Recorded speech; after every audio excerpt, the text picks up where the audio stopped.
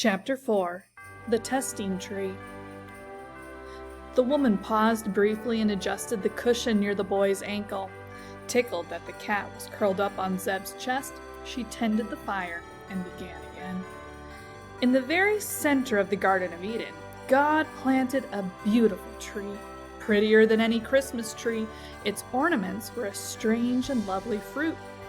But this tree was off limits to Adam and Eve, for this was the testing tree. God put it there on purpose to test and see whether Adam and Eve would obey him. Of course, he could have made humans more like other creatures, which do things without question. A caterpillar does not ask himself, "Let's see, shall I spin myself into a cocoon and turn into a butterfly? Or is it more fun to be a caterpillar?" He just does what he does and cannot do otherwise. God had decided he wouldn't get much pleasure from humans who acted like caterpillars.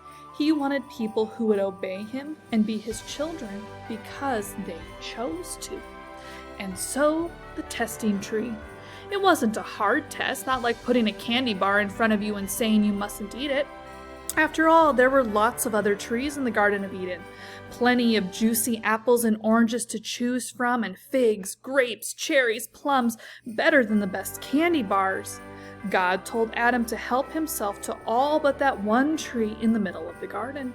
"For if you eat it," he said, "you will surely die." This is when all the trouble started. One day, a serpent slipped through the bushes and whispered to Eve in a smooth, silky voice, "Did God really say you must not eat from any tree in the garden?" "Oh no," Eve replied, "we can eat from most trees, but the fruit that grows on the tree in the middle of the garden is not for us. God told us that if we eat it, we will die." The serpent's forked tongue flicked out and about as he said slyly, "Surely you won't die. God knows when you eat it, you will begin to understand secrets. You will become as wise as he is. Just take it," the serpent urged. This serpent, as you might already know, was no ordinary snake. It was really a disguise, a costume for Satan himself. Satan had once been an angel called Son of the Morning, but he was a real troublemaker, and in his pride he had begun to want to be as great and wise as God himself. So Satan fell from heaven, sending shockwaves still felt today. Now, seeing Adam and Eve, whom God loved, Satan thought of a way to get even, a way to spoil God's plan. To Eve, the snake's words sounded exciting. She ran to the center of the garden and looked up into the branches of the testing tree.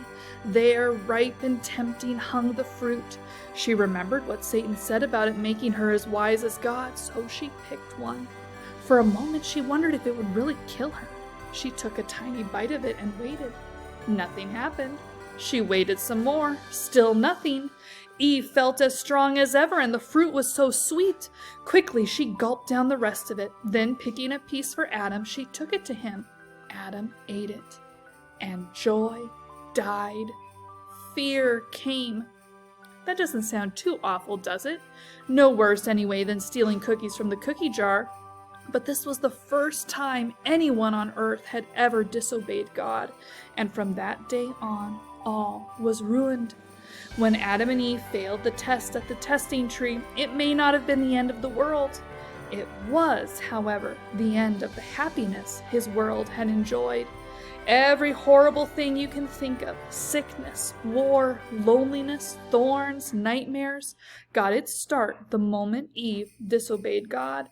And since God loved his children, he already knew he would come to our rescue. From the beginning of time, we needed Christmas. Meanwhile, God had to deal with Adam and his wife. Now, where had they disappeared to?